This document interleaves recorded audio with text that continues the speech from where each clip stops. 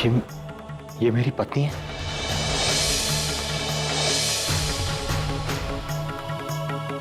मुझे अभी तक पता कैसे नहीं चला? और आप लोग ने भी मुझे पहले क्यों नहीं बताया? ये यहां क्यों नहीं रहती?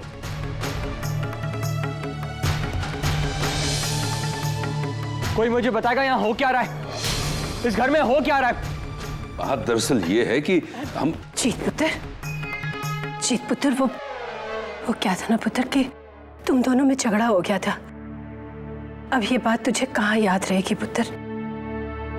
अक्सर पति पत्नी में झगड़ा हो जाता है।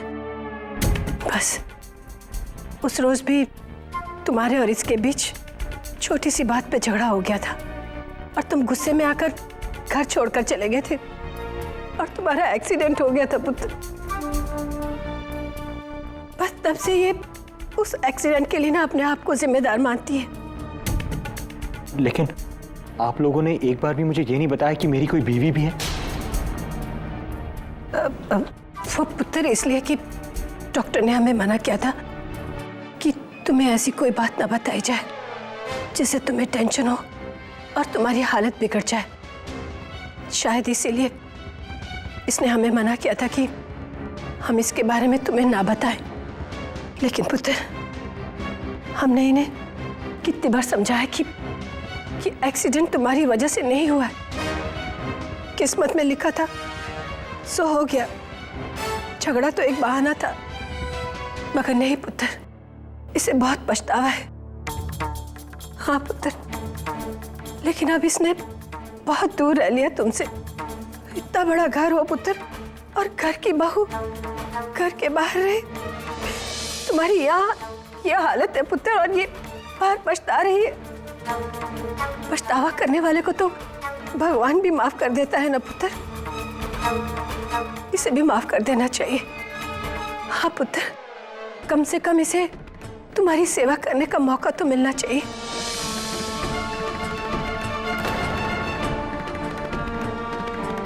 जैसा आप ठीक समझे।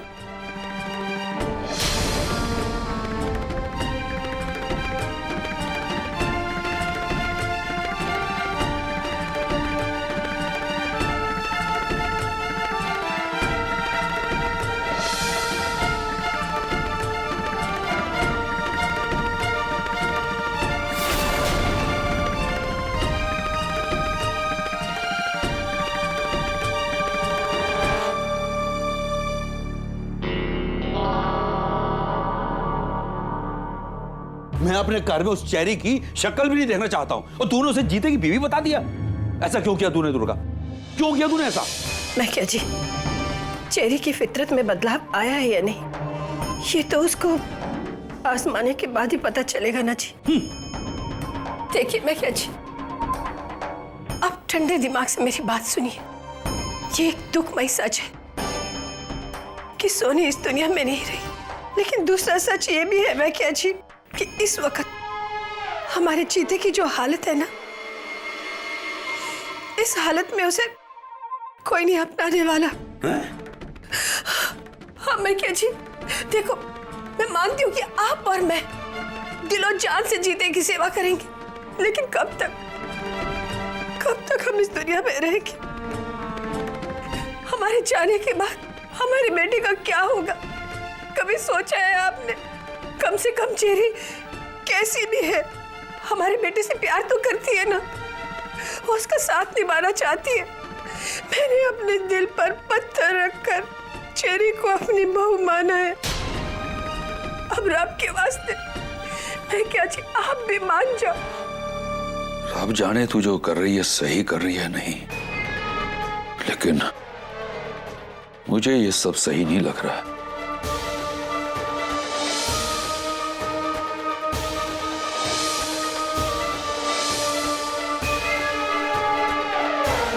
मैं जो कुछ भी कर रही हूँ वाहिगुरु जी मुझे माफ कर देना।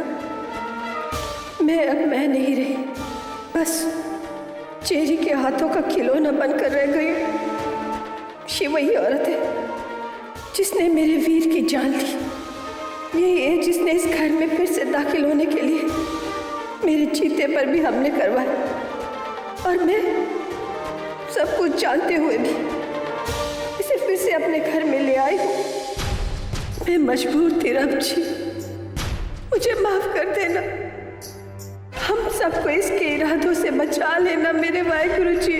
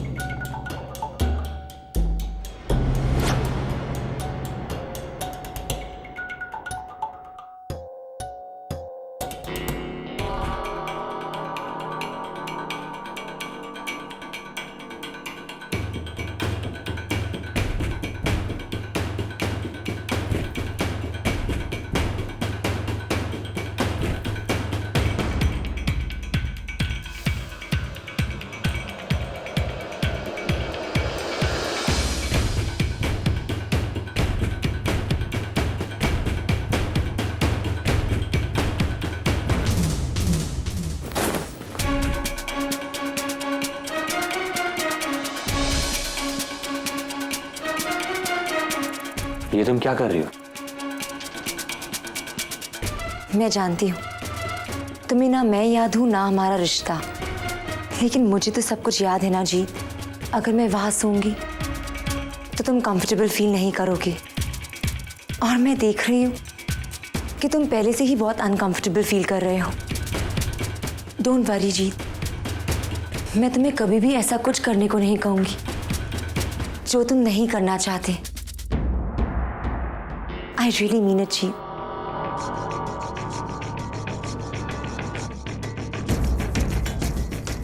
जीत, तुम्हारे लिए ये एक नया रिश्ता है और तुम्हें वक्त चाहिए, लेकिन मैं इस रिश्ते को कामयाब बनाने के लिए जिंदगी भर तुम्हारा इंतजार कर सकती हूँ। बस मैं तुम्हारी आंखों में वो पहला वाला प्यार देखना चाहती हूँ जो कभी मेरी जिंदगी हुआ करता था।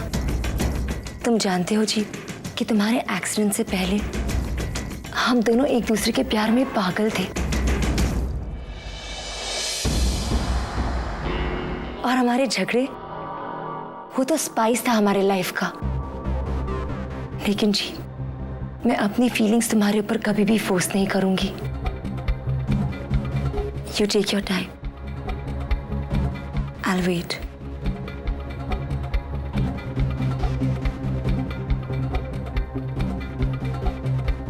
Good night.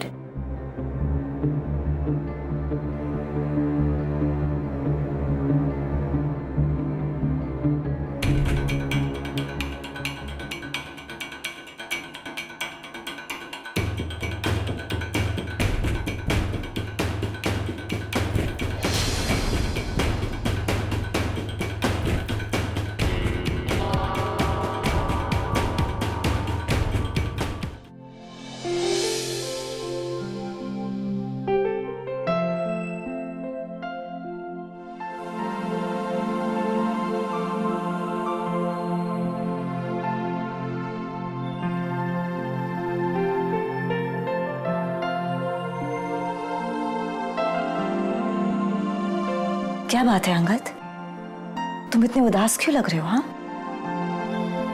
नहीं तो कामयाब। झूठ मत बोलो। अच्छा, अगर सच कह रहे हो तो मुस्कुराओ।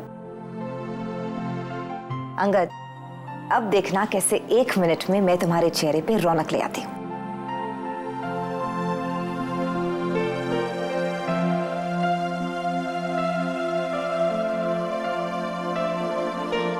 गिफ्ट? काम्या, तुम मेरे लिए गिफ्ट लेकर आई हो? आई होप तुम्हें मेरा गिफ्ट पसंद है। Come on, open it.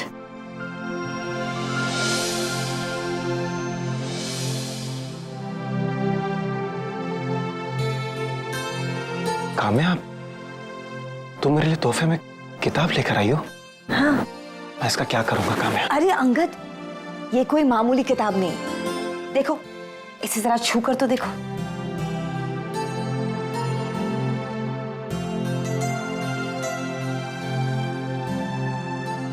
Romeo and Juliet. Yes Angad, तुम ये किताब पढ़ सकते हो। मेरी समझ में नहीं आ रहा कि मैं किस तरह तुम्हारा शुक्रिया अदा करूं। तुम मुझे ये कहानी सुनाकर थैंक्स कह सकते हो। I mean, अगर तुम चाहो तो।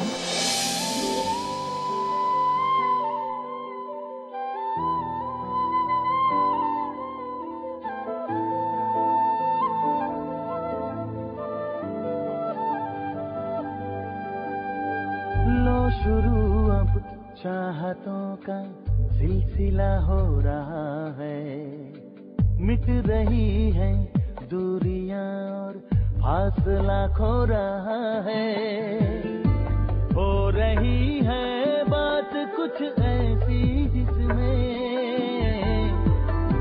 हो रही है बात कुछ ऐसी जिसमें शब्द गुम है, अर्थ मतलब चुपके से खो रहा है। लो शुरू अब चाहतों का सिलसिला हो रहा है, मिट रही है दूरियां और फासला खो रहा है।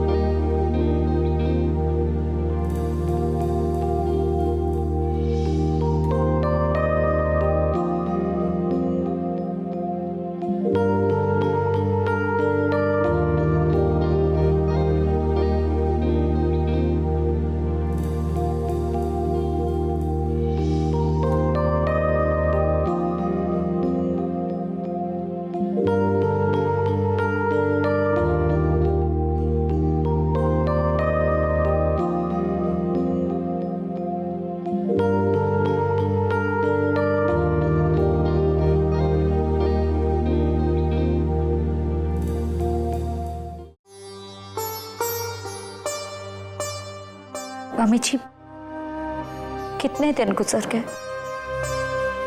अब आपकी बहुत याद आ रही।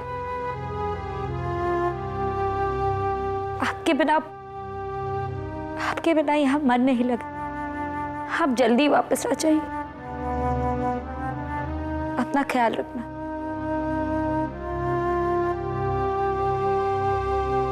माही, कैसी है मम्मी जी? क्या कह रही थी वो? कैसी होगी एक माँ जिसने अपनी बेटी को खोया। मम्मी जी का सारा वक्त सोनी की आत्मा की शांति के लिए तीर्थों और आश्रमों में ही गुजर रहा है। पता नहीं वो कब आएंगी। सोनी को गुजरे हुए 2 महीने हो गए। मुझे तो लगा था कि अब तक उनका मन हल्का हो गया होगा, लेकिन नहीं शुभ, वो एक माँ का दिल है, वक्त के गुजरते हल्का नहीं होता, बल्कि दर्द और बढ़ता जाता। शब पुत्र जीते की तबीयत में कोई सुधार आया? डॉक्टरों ने क्या कहा? उसकी याददाश्त वापस आने की कोई उम्मीद है? क्यों? अब इन बातों से क्या फर्क पड़ता है? अब देखिए ना, उसने अपने पूरे होशो हवास में मेरी बहन को मौत के मुंह में ढकेल दिया, और अब अपनी याददाश्त खोने का अच्छा बहाना ढूंढ लिया। कम ऑन माही, भगवान के लिए ऐसा मत कहो। अरे जीत के साथ भी बहुत बड़ा हादसा हुआ है, उसने भी कुछ खोया है। मैं पूछती हूँ, जीत ने खोया ही क्या? सिर्फ अपनी याददाश्त खोई है ना, लेकिन मेरी बहन ने अपनी जान खोई है शब। माही नहीं शब, बस अब इस बारे में हम और कोई बहस नहीं करते। एक बात तो तय रही कि वो पूरा खानदान मेरी बहन का गुनहगार, और चाहे कुछ भी हो जाए मैं उन्हें कभी माफ नहीं करूंगी, कभी माफ नहीं करूंगी।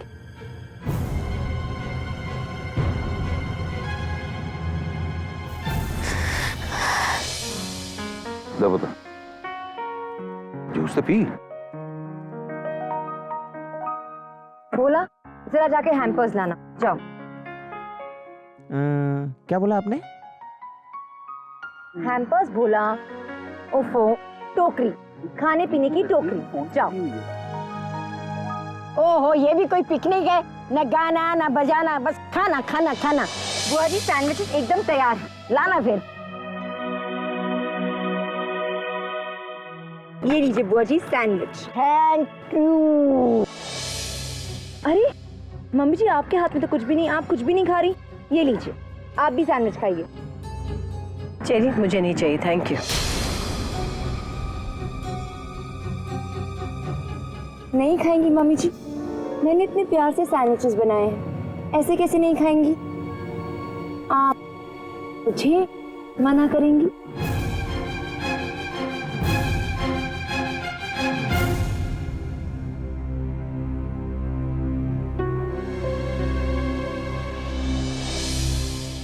जी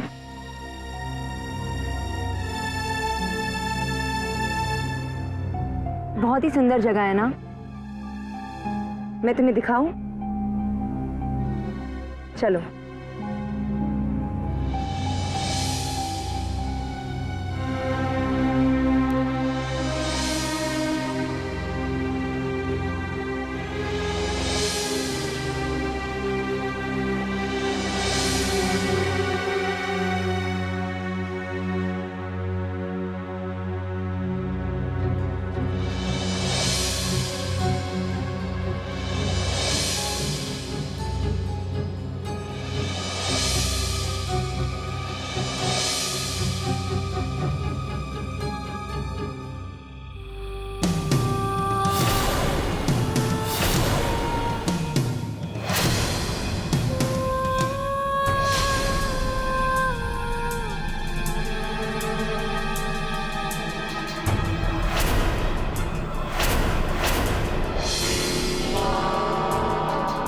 क्या हुआ जी, तुम रुक क्यों गए?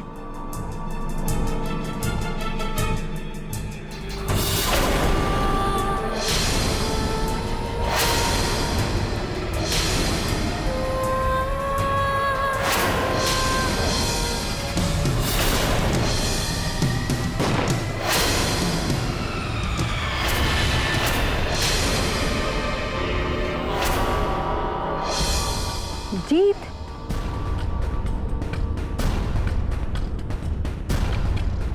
वहां पहले कभी कुछ हुआ है क्या?